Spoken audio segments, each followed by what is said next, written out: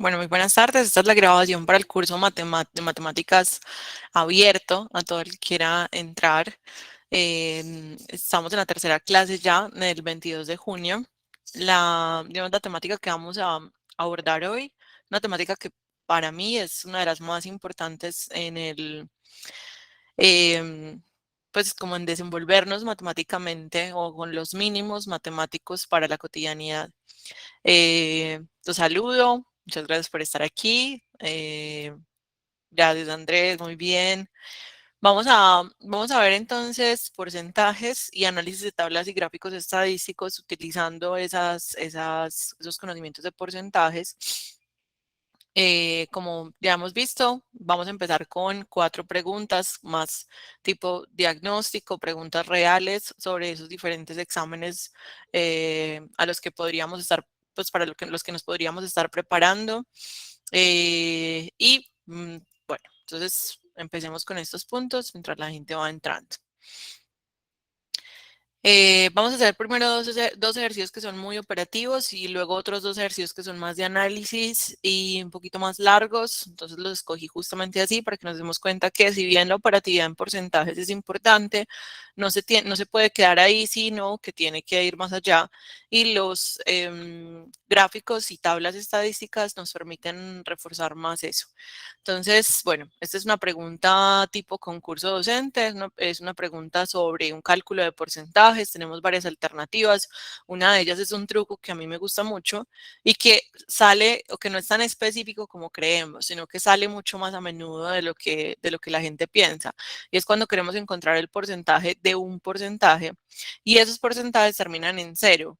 Entonces, el 20% del 40%, o el 30% del 50%, o el 40% del, no sé, del 10%, el 160% del 20%. Entonces, no importa qué porcentaje sean, ¿cierto? Este del quiere decir una multiplicación, de alguna manera es una multiplicación como encontrar un porcentaje con respecto a otro, pero además tiene truco. Y el truco es súper chévere porque nos obliga como a enfocarnos solamente o olvidarnos de dos ceros, de estos dos ceros, y solamente nos enfoca en la multiplicación de estos dos valorcitos. 2 por 4, 8. Y esa es la respuesta. Y así de sencillo es, pero ya vamos a ver por qué. Y es que cuando uno encuentra el 20% del 40%, digamos en una forma mucho más ortodoxa, completa, ¿cierto? Que uno quiere hacer como todo el proceso, entonces se vio obligado a convertir uno de los dos porcentajes a fracción. ¿Por qué? Porque no podemos multiplicar porcentaje por porcentaje, ¿cierto? No tendríamos un sentido práctico en porcentaje al cuadrado. Entonces uno de los dos se convierte a fracción, digamos el primero. No tiene que ser ninguno de los dos en específico, cuál de los dos en específico, pero puede ser el primero si quieren. ¿Cómo convertimos un porcentaje a fracción? Y eso es una de las cosas que pusimos en el taller de hoy. Un porcentaje se convierte a fracción cuando se divide entre 100. O sea, el numerito que acompaña al porcentaje se divide entre 100. Entonces, 20 dividido 100. Y luego, acuérdense que el del quiere decir multiplicación. La palabra de en fracciones, en porcentajes, de o del, ¿cierto? Significa que vamos a multiplicar. Entonces luego este del se convierte en la multiplicación y podemos colocar el 40%, ese sí lo podemos colocar en porcentaje porque queremos encontrar un porcentaje. O sea, queremos que el símbolo de porcentaje persista.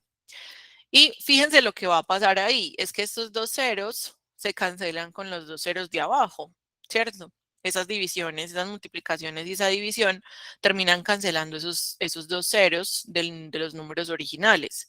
Por eso es que el truco es muy específico, es cuando los números terminan en cero, que esos dos ceros de cada número, uno y uno, terminan cancelándose, ¿cierto? Pero miren que no es, o sea, a mí me gusta explicarles los trucos de dónde salen para que ustedes entiendan. Primero que es que no son una cosa así como que mágica, pues y ya, como que no sale de ninguna parte o que es una chamboneada, sino que tiene un sentido, pero además que sean más cuidadosos de cómo aplicarlo, ¿cierto? Entonces fíjense que por eso termina siendo la multiplicación de 2 por 4, 8. Y lo mismo acá, termina siendo la multiplicación de 3 por 5, 15.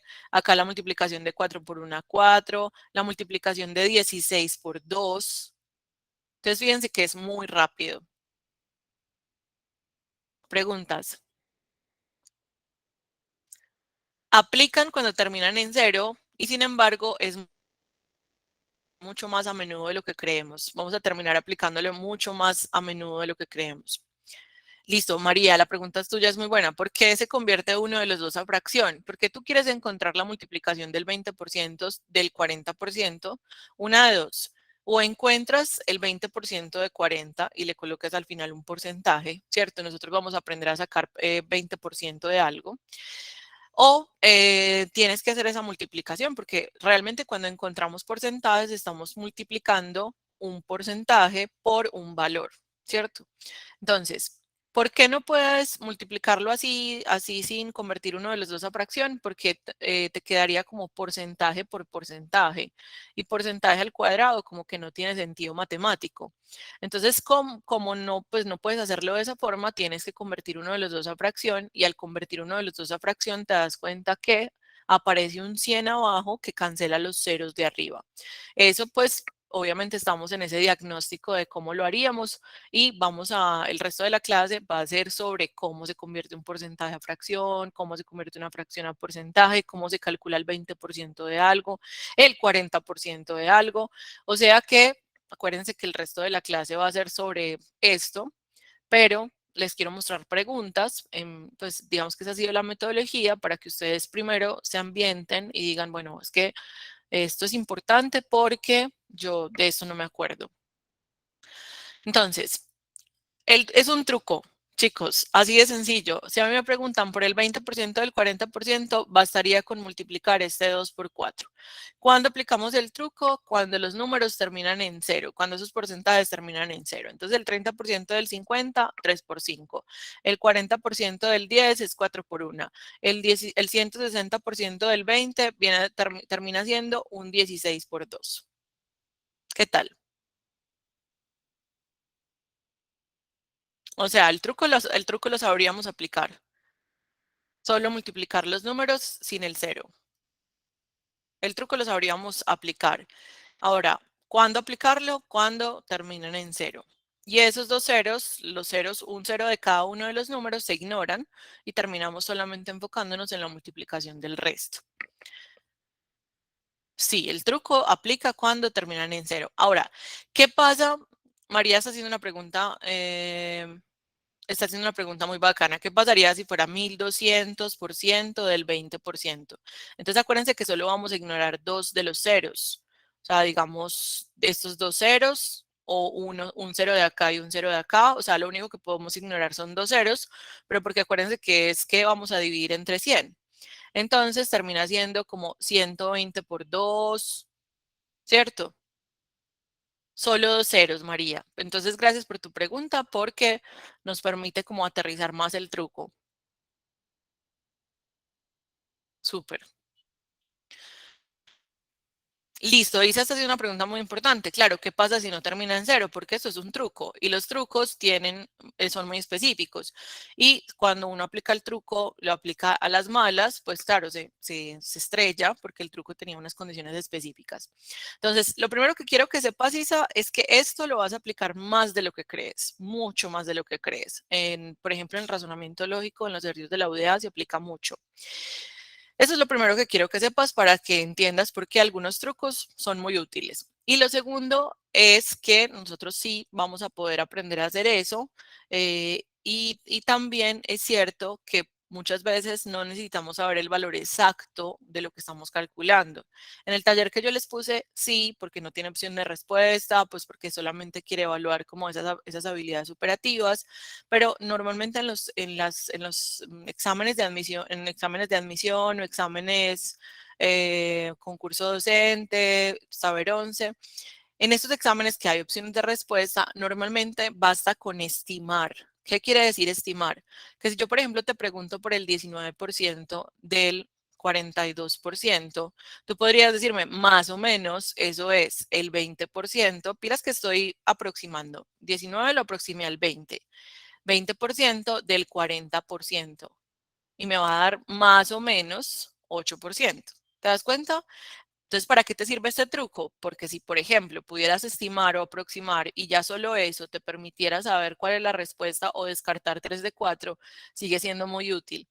¿Cómo se haría si no termina en ceros? Entonces, en ese caso, lo haces de esta forma, solo que ya no se te van a cancelar, ¿cierto? Números tan bonitos, no se te van a cancelar los ceros, sino que vas a tener que hacer una multiplicación y una división.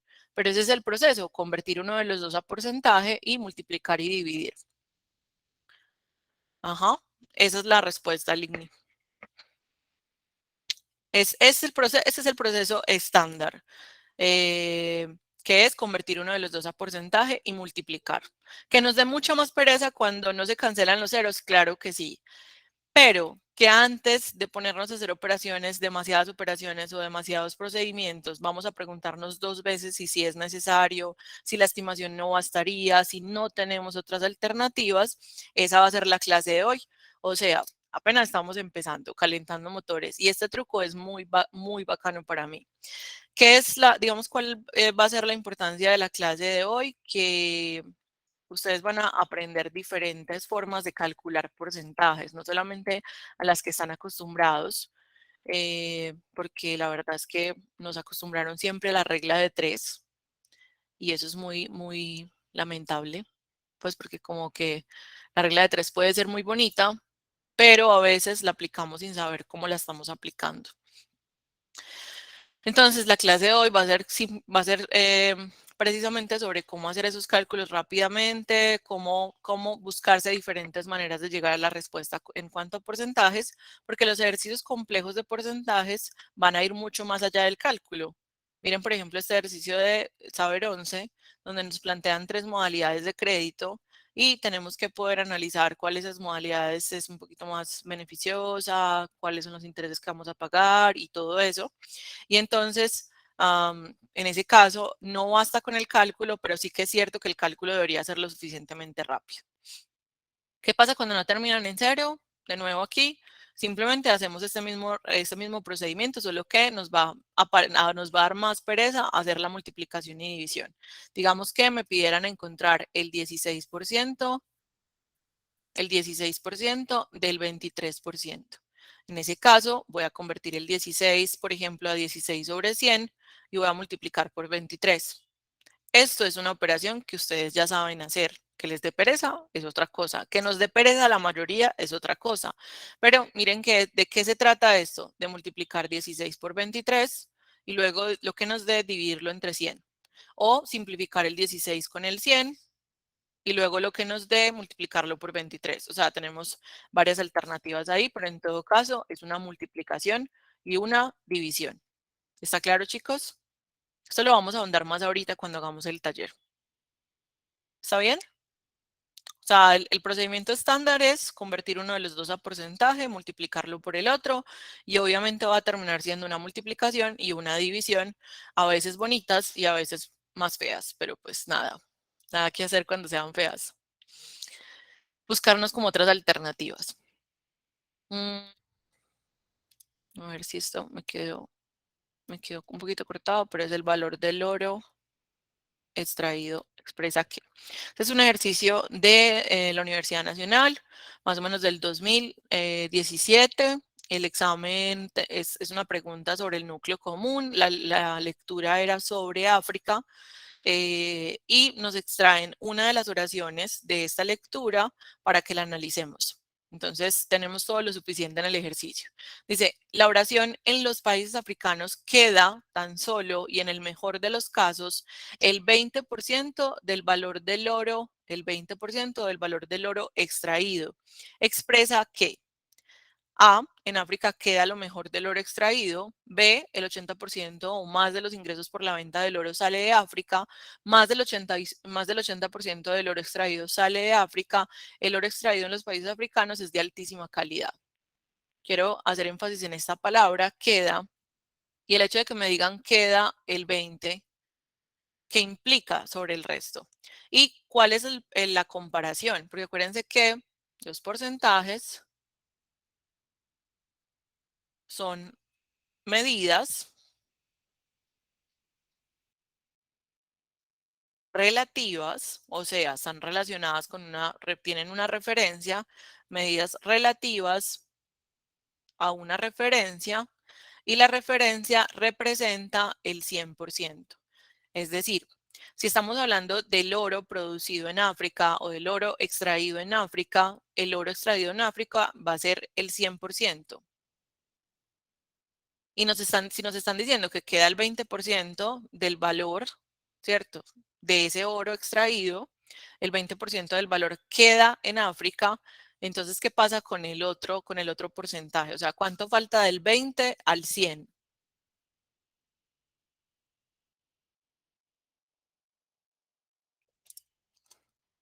Exacto. Falta un 80%. ¿Y qué está pasando con ese 80% si lo que se queda es un 20? Ese 80% se va, ¿cierto? Ese 80% sale, sale el 80% del valor. Pero pilas, ¿estamos hablando del oro o estamos hablando del valor del oro? Eso es muy importante, porque miren cómo está la referencia. 20% del valor del oro. ¿Por qué será diferente hablar del oro a hablar del valor del oro? Porque cuando uno habla del oro, está hablando de la materia, ¿cierto? Y eso pues se medirá en gramos de oro. Pero cuando habla del valor del oro, muy seguramente se referirá a lo que pagan por ese oro, ¿sí? Y no será lo mismo. Miren que la opción B y la opción C son tramposas porque claramente uno sabe que tiene que ver con que el 80% sale, pero se le olvida un poco la referencia y la referencia es el valor del oro, ¿sí? O los ingresos recibidos por ese oro, no el oro mismo, ¿cierto? O sea, no están hablando del oro mismo y claro, seguramente el oro saldrá también. Entonces, ¿estamos de acuerdo en que la respuesta correcta es la B de barco? El 80% o más de los ingresos por la venta del oro sale de África. Ahora, quiero que hagamos una aclaración aquí en 80% o más, porque nosotros estábamos siendo muy simplistas cuando dijimos que se queda el 20. Y es que miren que la oración es mucho más pesimista. Dice, tan solo y en el mejor de los casos. O sea, lo máximo que se queda del valor del oro extraído es el 20%. Esto es lo máximo que se queda. Por lo tanto, lo mínimo que sale, lo mínimo que sale es un 80%. Cuando hablamos de mínimo, estamos diciendo 80% o más. Es decir, puede ser que salga mucho más del 80%, que salga más del 80% del valor del oro extraído en África y en África se queda apenas un 10%, un 5%, hasta el 1% según esa oración. O sea, nos están diciendo, en el mejor de los casos, cuando son muy justos con el valor, con el ingreso dado a África sobre ese oro extraído, en el mejor de los casos es un 20%, pero podría ser menor el pago por ese oro extraído. ¿Se entiende eso, muchachos? Es un problema pues es un ejercicio que para mí es muy interesante porque nos lleva, por ejemplo, a entender estas dos categorías, lo que se queda y lo que sale, son categorías complementarias. ¿Qué quiere decir eso? Que suman el total. Lo que se queda y lo que sale suma el total. O sea, entre los dos deberían sumar el 100%. Porque no hay nada por fuera de esas dos categorías, o entra o sale, ¿cierto? O se queda dentro del país, esas regalías, ¿cierto? O ese dinero se queda dentro del país o sale, pero no hay otra alternativa, ¿sí? ¿Qué tal con este ejercicio? ¿Todo bien? ¿O hay preguntas?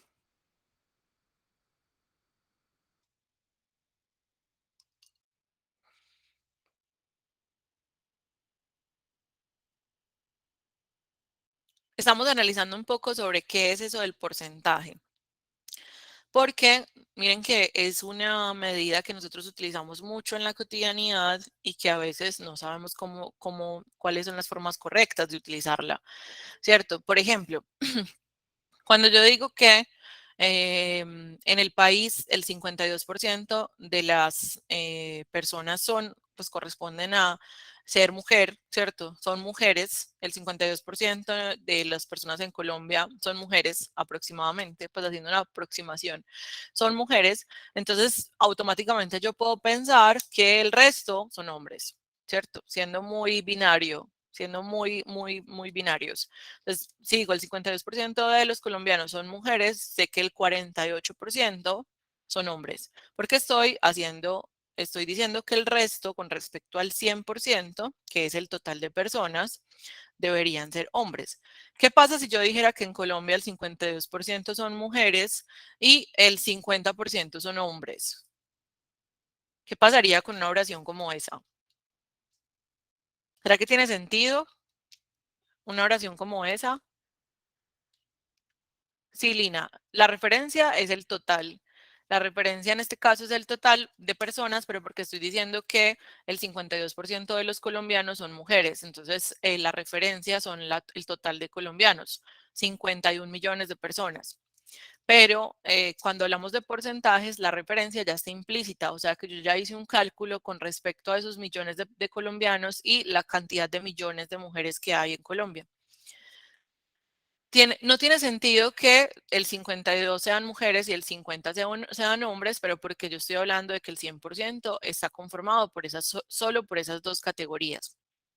Cuando yo digo que un precio, en cambio, cuando yo digo que el precio de algo es el 120% de su costo, tiene sentido que sí se pase del 100%. O sea, ahí en esa interpretación o en ese contexto, sí tiene sentido que se pase del 100%. Yo otra vez lo voy a decir otra vez. El precio de un artículo corresponde o es el 120% de su costo. ¿Qué estoy diciendo ahí? ¿Quién es mayor, el costo o el precio? Acuérdense que el costo es lo que yo pago por él y el precio es en lo que lo vendo, ¿cierto? ¿Quién es mayor según eso, el precio o el costo? El precio. Porque estoy diciendo que el precio es 120% con respecto al costo. El precio de un artículo es el 120% del costo. ¿Qué estoy diciendo acá? Que si el costo es un 100%, o sea, es la referencia, entonces el precio del artículo es un 20% más. 20% más que el costo. Por lo tanto, ¿cuál será la ganancia? Muy bien, Nati, ya lo estaba diciendo por el chat. Quiere decir que se le está ganando un 20% sobre el costo a ese artículo. O sea, que yo lo compré, no sé, en 10.000 y lo estoy vendiendo en 12.000. Lo compré en 100 pesos y lo estoy vendiendo en 120 pesos. Entonces, bueno, vamos a seguir explorando esto porque yo sé que es difícil, pero quiero que vayan como entendiendo por qué los porcentajes se utilizan muchísimo en la estadística y es que ya nos dan una idea de la referencia, ¿cierto? Ya nos están como dando un ancla y el ancla es la referencia. Ahora, ¿cómo reconocer, por ejemplo, cómo reconocer cuál es la referencia, ¿cierto? Dependiendo del contexto. Entonces hay palabras claves. Por ejemplo, la cantidad de mujeres abusadas en Colombia con respecto al total de mujeres en edad reproductiva es, cuando nos digan con respecto al, lo que sigue es la referencia. Lo que sigue después de con respecto a es la referencia. Y la referencia, acuérdense, va a ser nuestro 100%. Va a ser eso sobre lo que se compara, ¿cierto? La referencia es muy importante en los porcentajes porque es nuestra ancla, o sea, es lo que nos dice con respecto a qué estamos comparando. Y el solo hecho de que cambiemos el orden de la oración nos da un cálculo totalmente distinto. Entonces quiere decir que en la parte de abajo, que es donde va a estar la referencia, en la parte de abajo vamos a colocar el total de mujeres en la edad reproductiva y en la parte de arriba vamos a colocar la cantidad de mujeres abusadas, que eso es lo que estamos tratando de encontrar con respecto a las mujeres en edad reproductiva. Mujeres abusadas con respecto a mujeres en edad reproductiva. Y eso lo multiplicaríamos por 100. Así encontraríamos un porcentaje. Miren, la relación entre una categoría la referencia, que en este caso es el total de mujeres en edad reproductiva porque el ejercicio me lo dice, y multiplico por 100 para convertir esa fracción a un porcentaje. Y es que ese sería el procedimiento para convertir fracciones a porcentajes. Por aquí tenemos dentro del taller fracciones a porcentajes. Entonces el procedimiento sería multiplicar cada una de esas fracciones por 100 y con eso lo convertiríamos a porcentaje, pero ya lo miraremos. Muchachos, hasta acá. Otras palabras que puedan darnos ideas sobre la referencia o que nos digan que se está hablando de la referencia de. Cuando nos dicen del total de tal cosa, ¿cierto? Miren, del total de kilogramos de arroz o el porcentaje de mujeres, ¿cierto? Eso que sigue después de va a ser nuestra referencia porque nos están diciendo, vea, con respecto a esto también, con relación a esto, calcule cuál es el porcentaje de mujeres casadas, pero con respecto a las mujeres. La razón de hombres solteras con relación al, esto es otra forma de decir con respecto a, ¿cierto? Entonces, bueno, ahí tenemos como 4 posibilidades, no son las únicas, pero son las que más vamos a utilizar. Hasta aquí preguntas.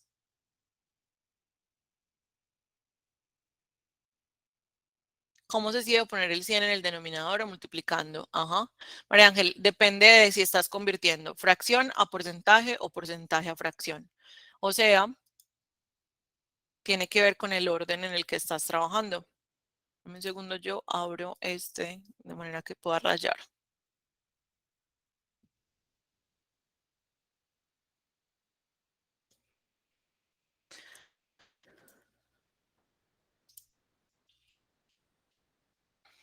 Si yo voy a convertir, vamos a concentrarnos en esto, en estas dos últimas, fracciones a porcentajes y porcentajes a fracciones.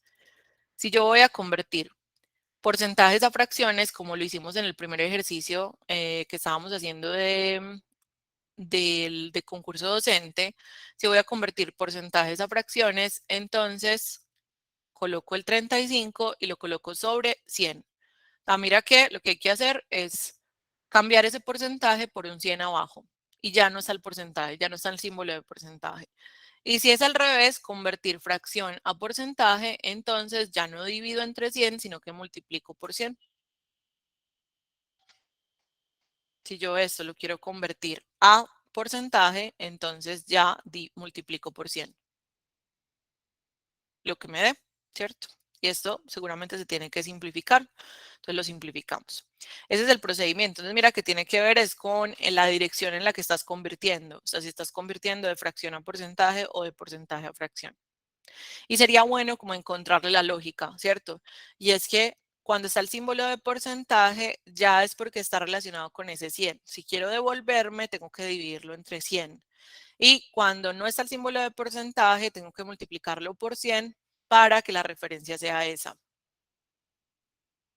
Otra cosa en estos ejercicios es que aparte del procedimiento que les estoy diciendo de multiplicar por 100 o dividir entre 100, tendrán que simplificar, ¿cierto? Entonces puede ser que la respuesta que ustedes encontraron está buena, pero de pronto les hace falta todavía simplificar para llegar a la respuesta que está en el taller. O sea que no se preocupen tanto si no les da en primer paso, porque puede ser que necesiten otros pasos de simplificación para llegar a eso, a esta respuesta de acá. ¿Se entiende? Bueno, entonces ahí ya adelantamos como para aprovechar la pregunta de María Ángel, ya adelantamos como estas dos conversiones, o sea, ¿qué es lo que se hace? Convertir fracciones a porcentajes es multiplicar por 100 y convertir porcentajes a fracciones es dividir entre 100. ¿Listo? Vamos entonces a seguir con los ejemplos de la prueba Saber 11. Este ejercicio en específico me parece muy interesante, pero es muy largo. O sea, si yo me lo encontrara en un examen, seguramente no lo haría de primeras, ¿cierto? No lo haría como de primerazo, sino que lo dejaría, lo soltaría y luego volvería a él si tuviera tiempo.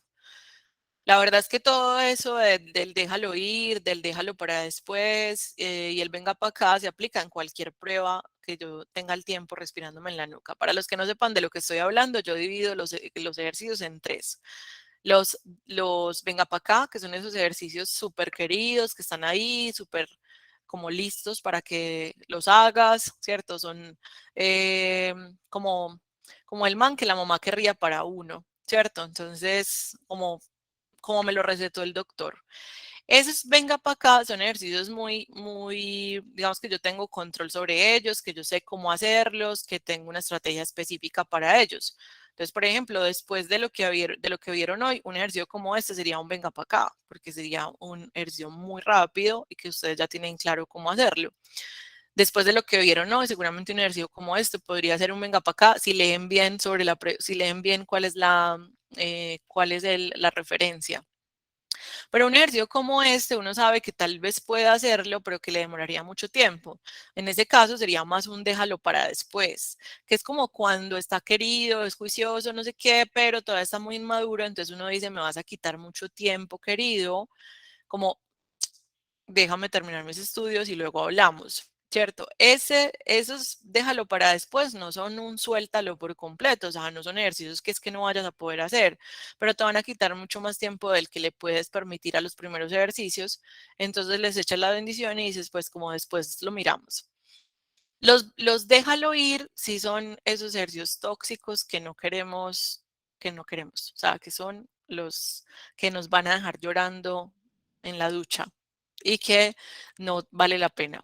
Entonces, esos ejercicios súper tóxicos eh, que no sabemos ni por dónde cogerlos, que no tenemos ni idea de cómo se hacen, ni no los estamos entendiendo, eso sí por autoestima, es mejor como de soltarlos por completo.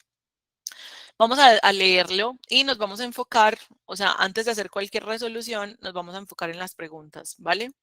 O sea, no vamos a entrar directamente a cada uno de los créditos o a cada una de las modalidades sin antes fijarnos en las preguntas, porque ahí sí que perderíamos todavía más tiempo.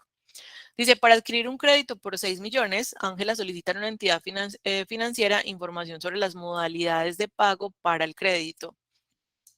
Un asesor le da la siguiente información. Entonces hay tres modalidades. En las tres modalidades tenemos como diferente cantidad de cuotas. Miremos, por ejemplo, la modalidad 1 paga solo 6 cuotas, la modalidad 2 paga 12 cuotas y la modalidad 3 paga 15 cuotas.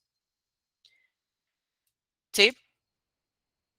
Esas modalidades también, algunas tienen digamos, unos intereses por separado, un abono al crédito, que es como lo que sí se va abonando a la deuda, mientras que los intereses son cosas que se pagan por el arriendo del dinero.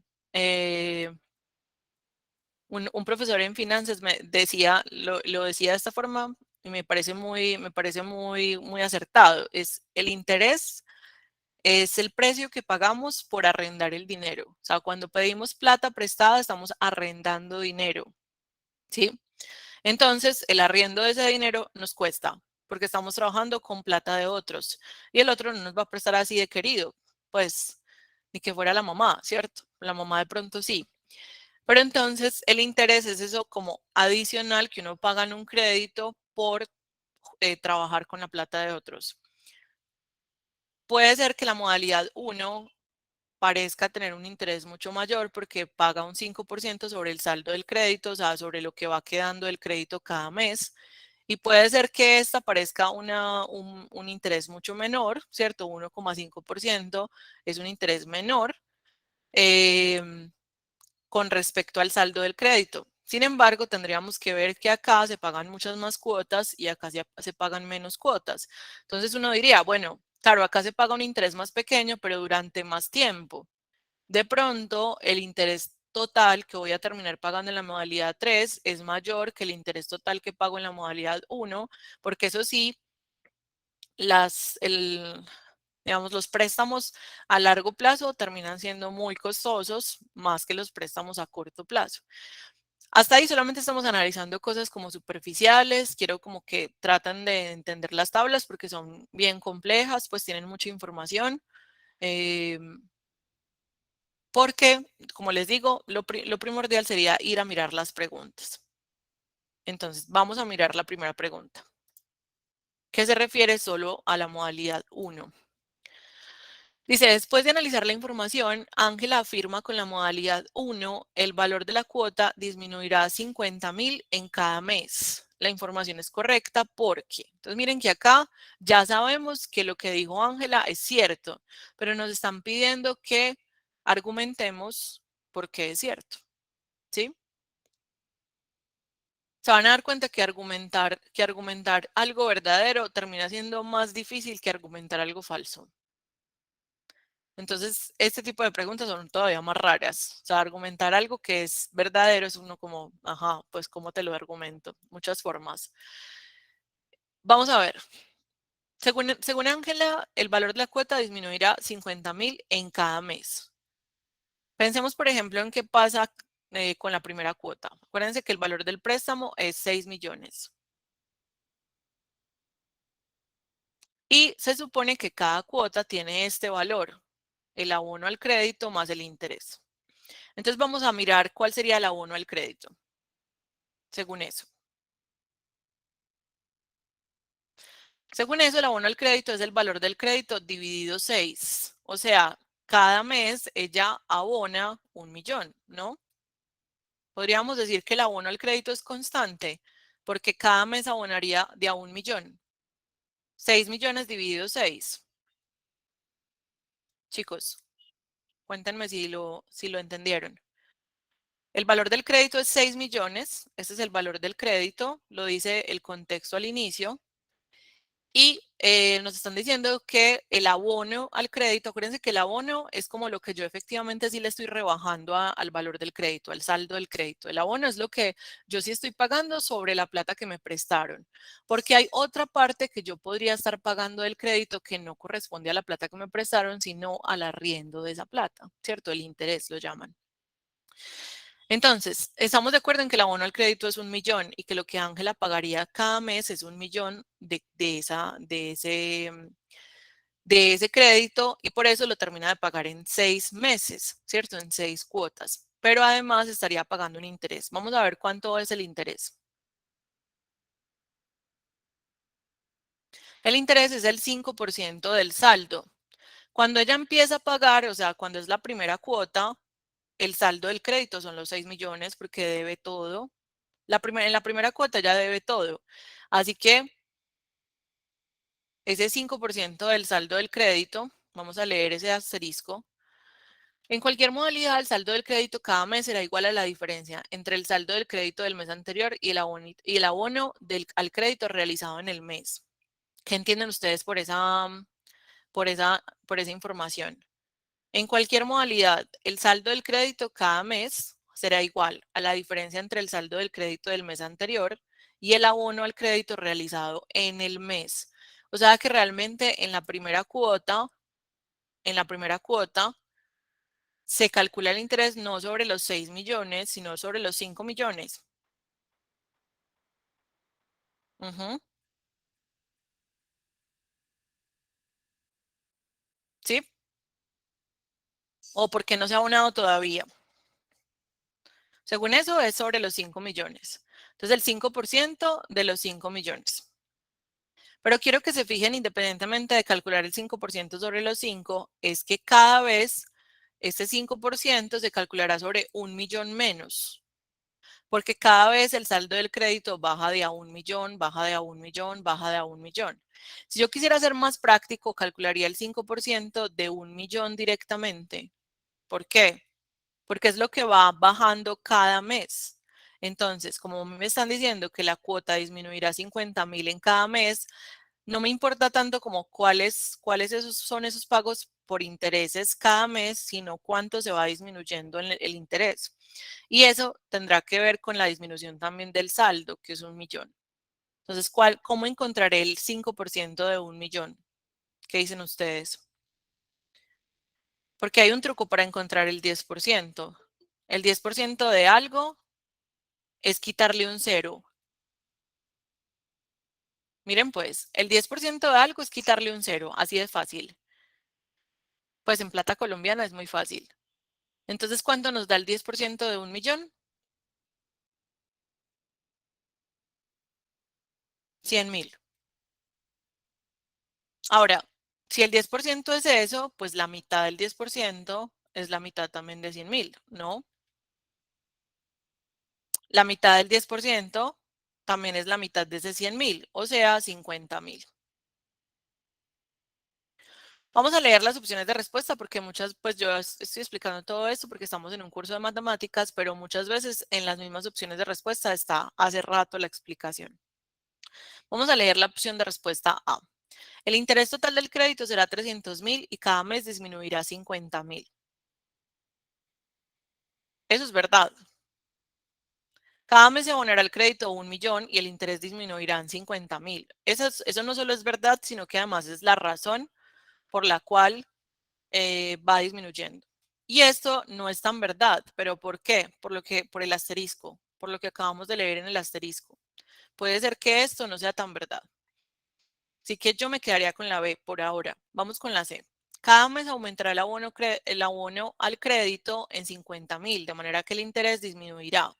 Eso no es verdad, porque ya vimos que el abono al crédito es constante, siempre se está abonando de a 1.000.000, de a 1.000.000, de a 1.000.000. Entonces eso no es verdad. Y tampoco explicaría la razón por la cual está diciendo Ángela lo que está diciendo. El abono al crédito disminuirá 50.000 cada mes, al igual que el interés. Eso no es verdad. Ahora, la que más me podría confundir o que nos podría confundir sería la A. La A nos confunde porque efectivamente el 5% de 6 millones es 300.000, pero en la primera cuota no se paga un interés de 300.000, sino que se paga un interés de 250.000. El 5% el 5% de 5 millones. ¿Se acuerdan? Porque ya se está abonando este primer millón. Muchachos, este es un ejercicio súper difícil, pero lo traje a propósito. Primero, porque sé que la mayoría de nosotros como colombianos, si no nos hemos metido, nos vamos a meter en una deuda algún día. ¿Sí? O sea, somos como Patricia Fernández, ¿sí? O sea, estamos abocados a esto, ¿cierto? Pues como a meternos en deudas. Los bancos, sí, los bancos, pues miren lo difícil que es entender toda esta información cuando uno va al banco. Y si encima le meten el interés compuesto, si te dicen que la tasa es del 24% efectivo anual, no, pues ya te quieres morir. Aquí nos están simplificando mucho el problema, o sea, un problema de un crédito normal. Pero cuando usted hace un crédito en una institución bancaria, es que esto se queda corto, porque además les dicen que hay que hay unas tasas, unos impuestos, que además hay un seguro de vida, que además, o sea, una cuota de manejo, entonces un montón de cosas, ¿cierto? Adicionales a esto. Y entonces, claro, con razón ellos ganan. Lina se está diciendo muy bien, con razón el banco siempre gana. Primero porque es que, digamos, en el afán de hacer un crédito, casi nunca nos sentamos a evaluar posibilidades, pues como a evaluar diferentes alternativas, a decir, pues este banco me está dando una menor tasa de interés que este. Si me meto, si compro el mercado con la tarjeta de crédito, pues no estoy haciendo nada porque es que el mercado me lo como en 15 días y la tarjeta de crédito la pago a 24 meses. Tiene sentido eso, tiene lógica eso, que yo me coma algo en 15 días, pero que lo esté pagando a 2 años. Y eso es lo que puede pasar cuando no tenemos esa inteligencia financiera. La inteligencia financiera depende de la inteligencia matemática. ¿Qué dicen ustedes? ¿Será que si uno desarrolla mejor inteligencia matemática puede mejorar también su inteligencia financiera? Y nos conviene, porque además yo creo que la mayoría de nosotros quiere tener una relación mucho más sana con el dinero. Una relación sana con el dinero es como, venga, pues yo la verdad no quiero estar sufriendo mes a mes por las deudas, quiero poder comprar una casita o ayudarle a los papás, no sé. La relación con el dinero tiene que ver como con que estemos tranquilos, ¿cierto? Y lamentablemente eso en Colombia es muy escaso. Entonces, Bueno, que un ejercicio como este nos abra un poquito los ojos sobre la dificultad que tiene meterse en un crédito, entender qué es lo que nos están pidiendo hacer, pero además acercarnos un poquito más a cuál es el valor del dinero y por qué tendríamos que pensar dos veces antes de meternos en ellos. Em, chicos, preguntas sobre este ejercicio.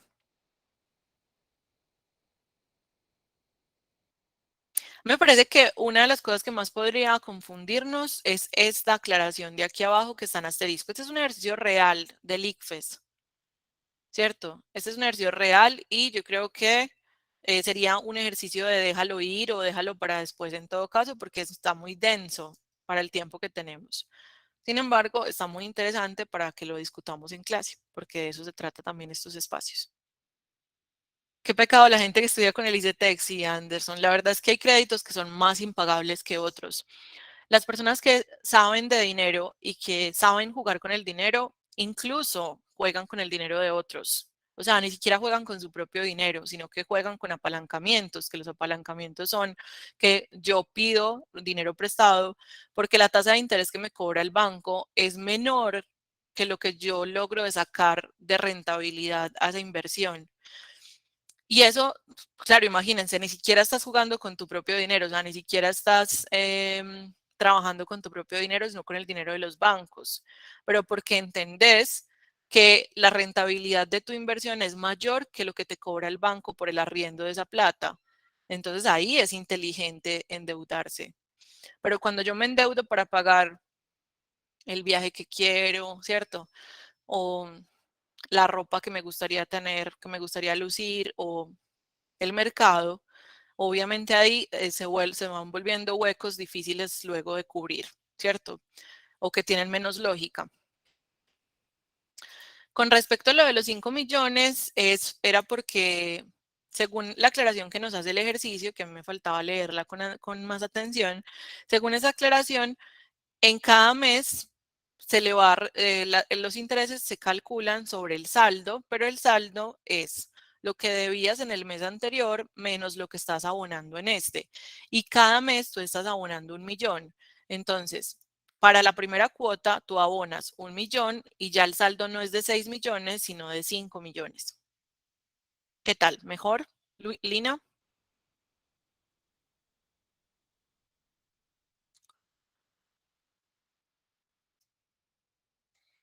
Bien. Vamos a mirar este otro ejercicio. Dice, el interés total de un crédito es la cantidad de dinero que se paga adicional al valor del mismo. O sea, si yo hago los cálculos de todo lo que pagué por un crédito, me dieron 6 millones y hago la suma de todas las cuotas que pagué por ese crédito y me da 8 millones, ¿qué quiere decir? ¿Que de dónde salieron esos 2 millones más? Es decir, yo presté 6 millones y cuando terminé de pagarlos, sumé todas las cuotas y me da 8 millones. Y uno dice, pero pues, y eso que en el mejor de los casos. Claro, esos 2 millones que pagué de más fueron puros intereses. Entonces, el interés total de un crédito, ya nos están hablando del total, no por cuota, sino total. El interés total de un crédito es la cantidad de dinero que se paga adicional al valor del mismo. ¿Cuáles de los siguientes procesos podría utilizar la entidad para calcular el interés total del crédito de Ángela si se pagara con la modalidad 2? La modalidad 2 es esta.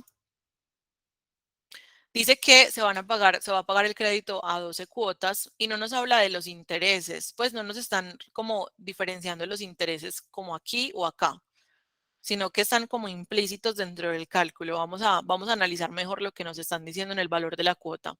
Dice que el valor de la cuota es el valor del crédito más el 20% del valor del crédito dividido 12. O sea, están, están sumando a los 6 millones, que es el valor del crédito, le están sumando un 20% más. ¿Por qué? Ese 20% más, ¿qué sería?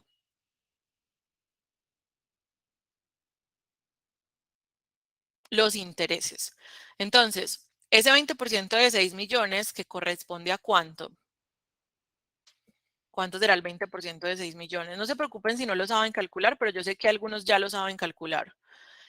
El 20% de algo puede ser la quinta parte, de algo, la quinta parte, ¿sabes? Una forma de calcularlo, o puede ser calcular el 10%, que es quitar un cero, ¿cierto? Quitar un cero.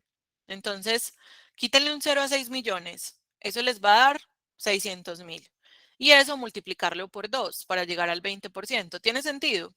Si yo calculo el 10%, lo multiplico por 2 y encuentro el 20%, muchachos. Quisiera que todo esto se les hiciera un poquito más fluido o con más desde la lógica, pero porque, a ver, o sea, yo sí puedo aprenderme el 20%, cómo calcular el 20, cómo calcular el 30, cómo calcular el 45. O sea, me puedo aprender una fórmula para cada uno de ellos o puedo encontrarle más lógica a esto y fluir un poquito más. Entonces tengo muchas formas de encontrar un 20%, de hecho, pero me gustaría que reconocieran que ese 20% de 6 millones corresponde realmente a los intereses, porque este 6 millones corresponde al saldo y cuando lo divido entre 12, o sea, esos 6 millones dividido 12 van a ser los abonos que haga cada mes. Y en cambio, ese 20% de 6 millones, que será 1.200.000, dividido 12, va a corresponder a qué? Se los separé solo para que entendieran cómo qué va a pasar con cada cuota. 6 millones dividido 12 va a ser 500.000. Quiere decir que Ángela cada mes abonaría 500.000 a su deuda. Por eso se demora 12 meses en pagarla, porque cada mes abona 500.000 hasta que cubre los 6 millones. Pero, ¿esto qué vendría siendo? 1.200.000 dividido 12, ¿qué viene siendo? Viene siendo los intereses mensuales. Muy bien, muchachos, miren cómo estamos siendo de tesos. Esto realmente es un ejercicio de matemáticas financieras y es un ejercicio muy difícil, no es un ejercicio fácil, pero vamos entendiendo de dónde salen las cosas y eso es mucho más importante. Entonces, mientras que 6 millones dividido 12 son los abonos mensuales, lo que va abonando Ángela mensualmente su deuda, 1.200.000 dividido 12 sería el interés mensual, que ¿cuánto les da? ¿Cuánto les da 1.200.000 dividido 12?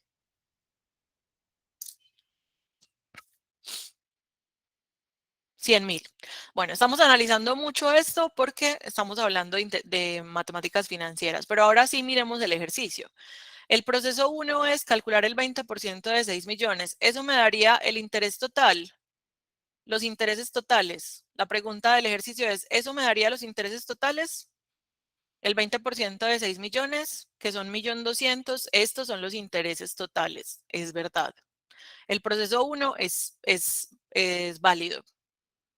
Con eso descarto la B, porque dice que es el 2 solamente, y eso no es verdad. Vamos a mirar el proceso 2. Calcular el 20% de 6 millones y multiplicarlo por 12. El proceso 1 y el 2 no podrían ser verdad al mismo tiempo, porque mientras el proceso 1 ya está calculando el interés total, el proceso 2 parecería que estuviera calculando el interés mensual y lo multiplica luego por 12, pero estaría como calculando más intereses de los que deberían. No. Vamos a mirar el proceso 3. O sea, ya podemos descartar la D de dado. Calcular el 20%, calcular el valor de la cuota, multiplicarlo por 12 y el resultado restarle 6 millones. Vamos a coger eso con pinzas. Calcular el valor de la cuota y multiplicarlo por 12. ¿Qué daría eso, chicos? ¿Qué daría el valor de la cuota por 12? El valor de la cuota es constante. El valor de la cuota por 12 daría lo que yo pagué en total por todo el crédito. ¿Se acuerdan de ahorita mi ejemplo con los 8 millones? Lo que pagué en total por todo el crédito, ¿sí? Al final de cuentas, ¿qué fue todo lo que pagué? Pero cuando le resto los 6 millones, estoy comparando cuánto pagué en intereses. ¿No les parece? Cuando el resto de los 6 millones, que fue realmente lo que me prestaron, digamos que yo al final sumo todas las cuotas y me dan 7.200.000. Muy bien. Y digo, venga, pero es que si yo pedí prestado 6 millones, O sea que pagué 1.200.000 solo por prestar esa plata. Ah, sí, amigo. Sí. Y eso que le fue bien. Pues le pudo haber ido peor con el banco. Chicos, ¿qué tal?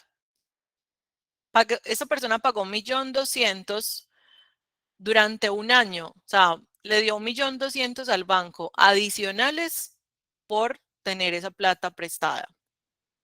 Por eso, cuando las personas tienen una plática adicional, pues le abonan a la deuda, ¿cierto? Y eso depende de la modalidad del crédito. Hay créditos que son de cuota constante, hay créditos que son de intereses constantes y pues va a depender mucho de la usura del banco. Pero muchachos, esto nos va acercando un poquito más a la comprensión de lo que es un porcentaje de interés.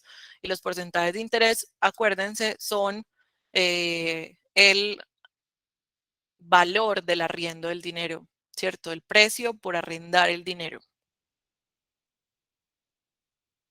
Listo, les escucho preguntas sobre este ejercicio. La respuesta sería la C, porque tanto el proceso 1 como el 3 serían válidos para encontrar los intereses totales o el valor total por intereses. ¿Qué tal estos dos ejercicios? ¿Cómo les parecieron? Son ejercicios reales del ICFES. ¿De dónde salieron los 7.200.000, Lina? Si yo hago este cálculo de la cuota, si tú haces el cálculo de 6 millones, ¿cierto? Más 20% de 6 millones, que es 1.200.000, te van a dar los 7.200.000 que pagas en total. Porque luego, cuando divides eso entre 12, lo que estás haciendo es encontrar el valor de la cuota, porque cada cuota es igual. Entonces, esto es lo que pagas en total, 7.200.000. Cuando divides entre 12, estás encontrando el valor de la cuota, que es lo que pagas cada mes durante 12 meses. Pero los 7.200.000 son lo que pagas en total. Después de los 12 meses, ¿cuánto pagaste? ¿Cuánto le pagaste al banco? Y cuando tú comparas eso con lo que el banco te prestó, ahí dices como, pucha. O sea, me prestaron 6 millones, pero yo terminé dándoles al banco 7.200.000. Y el banco dice, ah, sí, ¿para qué pidió prestado? Tiene que ser que usted cogió esos 6 millones y los puso a trabajar. Y esos mismos 6 millones se convirtieron en 10 millones o en 12 millones. Usted los puso a trabajar en su empresa o los invirtió en un fondo de inversión, en criptos, no sé. Y esos 6 millones se le convirtieron en 12 millones.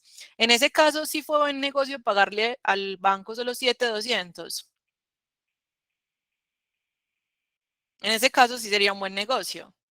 Por eso les digo, el problema no es la deuda, el problema es qué hacemos con las deudas, pues cómo las utilizamos, ¿cierto? Y eso es inteligencia financiera que en Colombia nos falta un montón, lamentablemente, y yo creo que es intencional. Sara, depende. Si tú quieres, por ejemplo, si tú tienes el valor de la cuota, calcular el valor de la cuota sería encontrar 7.200.000 dividido 12 y eso te daría 1.200.000.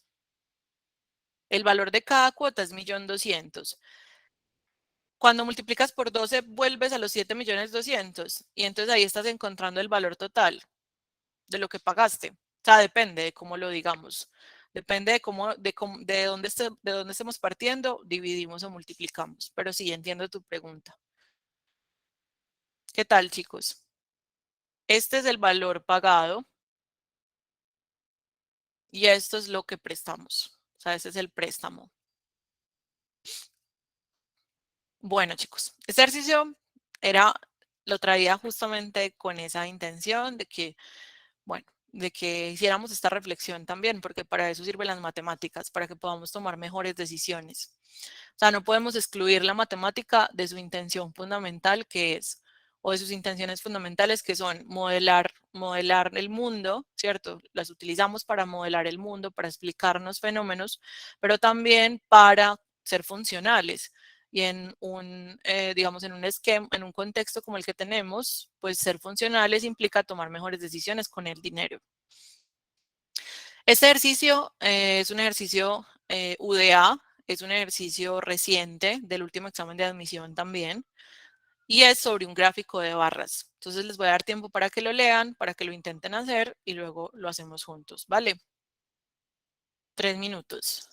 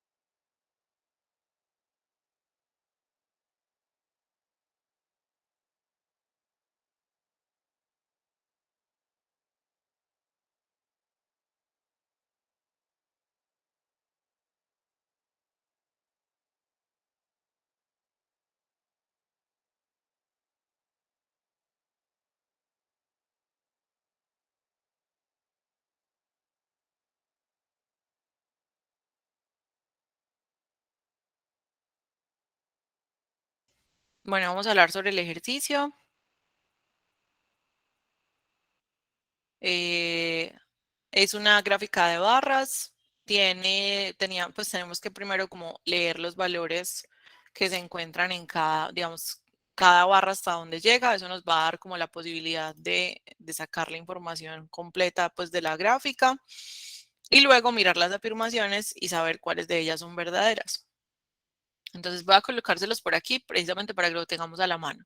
Esto es un 2000, esto es un 1400, esto es un 1700, esto es un 1300. Y alguien me dirá, profe, yo no pensé en 2000, 1700, sino en 17 o en 13 o en 14 y está bien.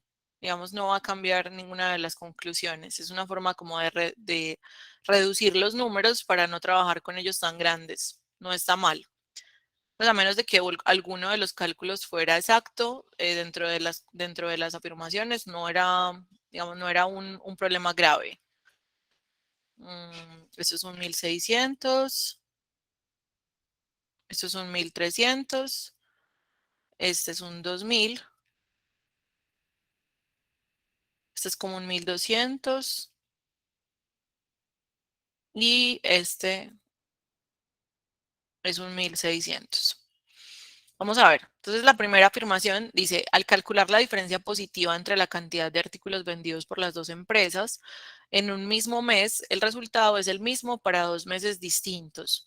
Lo que nos están diciendo es diferencia positiva, lo que quiere decir es que independientemente de cómo yo reste, estoy pensando en como simplemente en el resultado de la resta, pero no me interesa si es negativo. O sea, estoy de una vez diciendo que independientemente de si me da negativo, pienso en lo positivo, ¿cierto?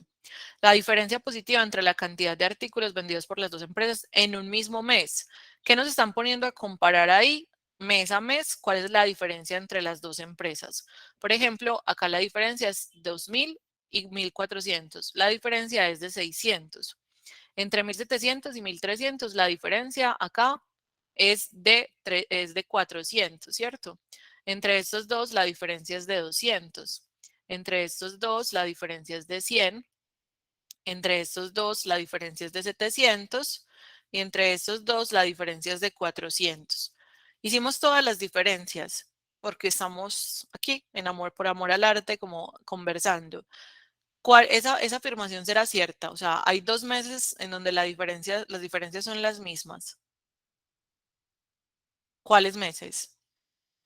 Febrero y junio tienen ambos una diferencia de 400. O sea que esa afirmación es verdadera.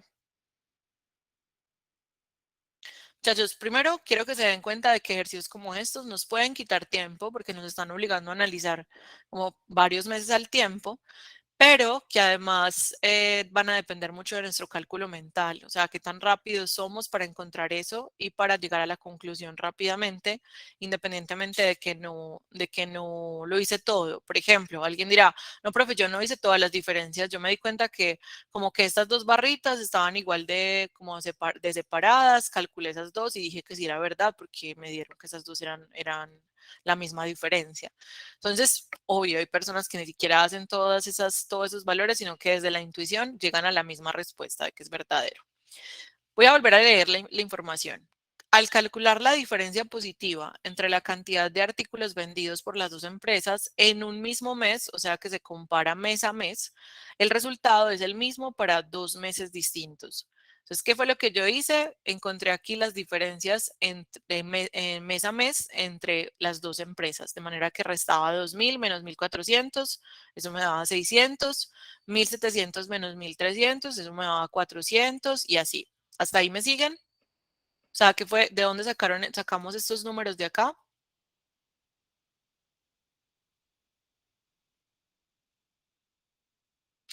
Luego, de la resta, exacto.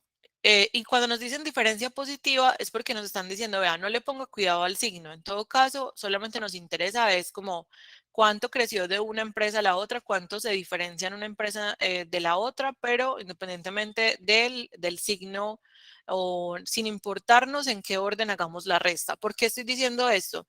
Porque fíjense que no es lo mismo restar 2.000 menos 1.400 que restarlo en un orden distinto. 1.400 menos 2.000. Este da positivo y este da negativo. ¿Qué es lo que nos están diciendo? Que nos fijemos solamente, o sea, solamente nos fijemos en el caso que da positivo o que todas las diferencias o todas las restas las hagamos de manera que el resultado sea positivo para que no nos compliquemos con cuáles son negativos y cuáles son positivos. Eso es lo que dice el ejercicio. Ahora, ¿por qué decimos que es verdadera? Porque febrero y junio tienen ambos una diferencia de 400. ¿Todo bien hasta ahí? Súper. Ahora, miremos la siguiente información. Dice, al finalizar el semestre, la cantidad total de artículos vendidos por cada empresa fue la misma. Eso nos obliga a hacer una suma rápida, o sea, es un ejercicio que nos va a quitar tiempo, como les decía yo ahorita. Nos obliga a hacer una suma rápida. Ahora sí que es importante, por ejemplo, que en vez de pensar en el 2.000, 1.400, 1.700, 1.300, pensáramos, por ejemplo, en el 20 más 17, más 17, más 15, más 13, más 12. O sea, como que no pensáramos en los números completos, sino como quitando dos ceros. Porque si quitamos dos ceros en todos los números, la comparación es igual. Obviamente, no es lo mismo esta suma que cuando tienen los dos ceros, pero la comparación es la misma, o sea que sí se puede hacer. Ese atajo se puede coger, no hay problema, desde que le quitemos 2 ceros a todo lo que estamos pues como comparando. Cuéntenme, y esto sí nos obligaron a sumar, o sea, nos obligaron a coger papel y lápiz o a tener buen cálculo mental. Cuéntenme qué les da esto y cuéntenme qué les da esto. 14 más 13 más 15 más 16 más 20 más 16. Chicos, acá sume todos los azules. Acá sume todos los azules, todas las barras azules, y acá sume todas las barras naranjas. En ambos casos les da 94. Si alguien suma los valores con los ceros originales, le va a dar 9400, claro, y tiene sentido. Dependerá de ustedes y qué tan rápidos son haciendo esas sumas. ¿Listo? O sea que la segunda también es verdadera. Ya sabemos que 1 y 2 son verdaderas. Podemos descartar la C y la D, ¿cierto?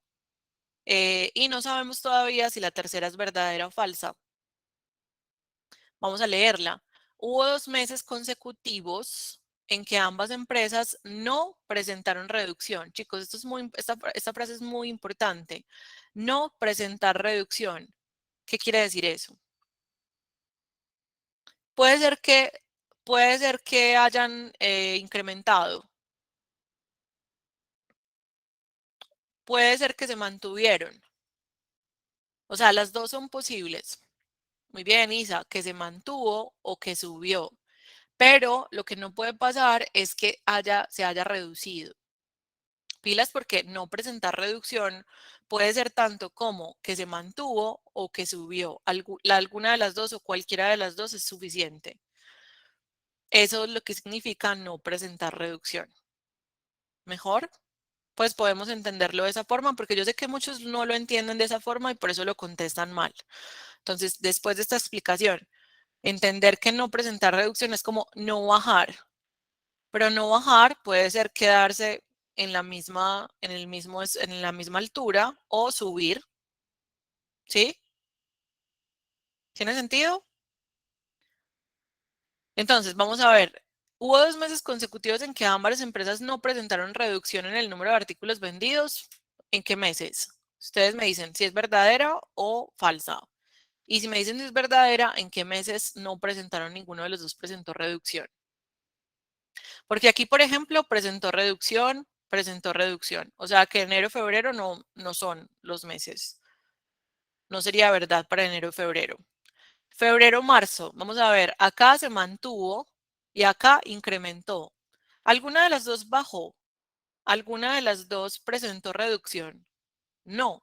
O sea que es cierto que en estos 2 meses que son consecutivos, ninguna de las dos, o sea, ambas empresas no presentaron reducción, porque la empresa azul se mantuvo y la empresa naranja subió. O sea que esta también es verdadera. Por lo tanto, la respuesta correcta para esta pregunta era la B de Barco. Estamos hablando de un ejercicio real de la Universidad de Antioquia, del último examen de admisión, y este sería un ejercicio no es un venga para acá porque sé que pues porque sabemos que nos va a quitar tiempo, pero sí es cierto que es un déjalo para después porque sabemos cómo hacerlo. O sea, no es un ejercicio imposible, es un ejercicio que sabemos cómo hacerlo, solo que también sabemos que nos va a quitar tiempo, pues que nos va a demorar un poquito llegar a la respuesta, sobre todo porque en este caso tuvimos que demostrar o sea, demostramos que las tres son verdaderas. ¿Cómo podría ser que un ejercicio como este sea más rápido? Si, por ejemplo, hubiéramos podido descartar la opción 1, ¿cierto? La afirmación 1, y eso nos hubiera descartado 3 de 4. O sea, miren cómo cambia un ejercicio. Si este lo hubiéramos demostrado como falso, o sea, si fuera falso, porque no es falso, pero si fuera falso, se nos hubiera ido esta y esta. ¿Se dan cuenta? Y no hubiéramos tenido ni siquiera que demostrar la 2 y la 3. Pero ¿por qué este ejercicio entonces fue tan largo? Porque nos obligaron a demostrar que las tres efectivamente son verdaderas. Si hubiéramos encontrado la primera como falsa, se nos hubieran ido 3 respuestas de 4. Y eso hubiera sido genial, pero no es el caso. ¿Se entiende, chicos, cómo un ejercicio como este podría llegar a ser rápido en caso de que nos ayudaran un poquito más? Vamos a ir a descanso, 15 minutos, y volvemos para practicar la parte operativa de los porcentajes y así pues como mejorar esas habilidades. Hasta ahorita no hemos hablado, hemos dado algunos tips, pero eh, digamos en el siguiente resto de la clase vamos a poder dar todas las pautas operativas para hacerlo. Entonces volvemos aquí en 15 minutos.